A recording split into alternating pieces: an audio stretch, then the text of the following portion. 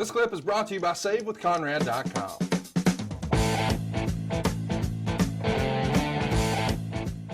So after this, Masters is going to invade SmackDown in the run-up to Survivor Series, but we have an interesting set of circumstances. Masters is to team with Edge and take on 2 of 5 SmackDown wrestlers voted on Taboo Tuesday. Edge ends up dropping out and is replaced with Gene Snitsky. Now there's an option for a SmackDown wrestler to team with Rey Mysterio to take on the team, and it's between Matt Hardy and Christian, and Matt Hardy gets the win. I bring this up because it's Christian's last appearance for the company before leaving for TNA. Any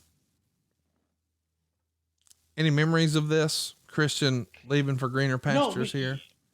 Well, first of all, no one knew that Christian was going to TNA. Christian just had not re-signed and was going to take some time off to get himself together. His contract was up, and I think there was still hope that Christian wouldn't leave. I see. So it's kind of 6 of one, half dozen the other.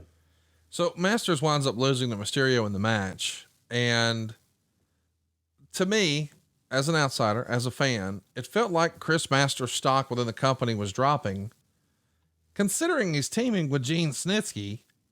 And I'm not trying to disparage Snitsky, but Lord knows it wasn't his fault.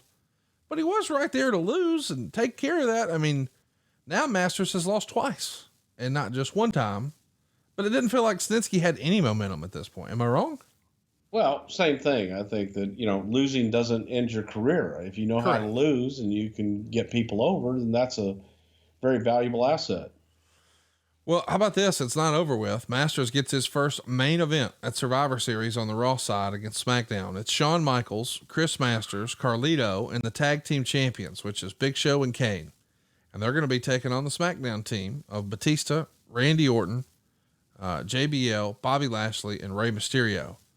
Mysterio winds up pinning Masters, and SmackDown wins the match. And I would say it feels like he's stalling out, but to your point, can't win every night. So the next night on Raw, he's actually a part of the main event again. But boy, is it some stiff competition. John Cena and Kurt Angle in a 3-way. So as you may have guessed, Chris is going to submit to John Cena's STFU, which is Cena's debut of the move. But the whole point of putting Masters in this is because he's a submission guy, and so was Kurt, right? And so now Cena can show off his new submission move. I kind of like that. That's good stuff. Exactly. And you're looking at, it was also established submissions with Kurt and the ankle lock, Masters with the master lock. And it was a way for Cena to show, okay, hey, I'm not just a brawler, and I've got a submission move as well. There's an interesting thing that happens in this era with Raw. I want to bring this up. It's the trial of Eric Bischoff. Upon being called to testify on the stand for Bischoff's defense, he's asked to give his name, which he does, and says, "I'm Chris Masters." And then he is immediately accused of perjury and disqualified as a witness. And McMahon, I guess, quote unquote, breaks kayfabe and says, "Your real name is Chris Mordetsky." That's kind of fun, but a little silly. I mean, what do you think of that in hindsight? Would you have done that again? I don't know. I didn't like it then, so I probably still don't like it now. Hey, it's Conrad Thompson. Thanks for checking out the podcast here on YouTube.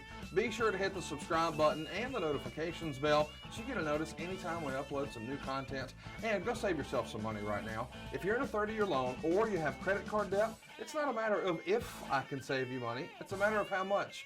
Find out right now for free at SaveWithConrad.com.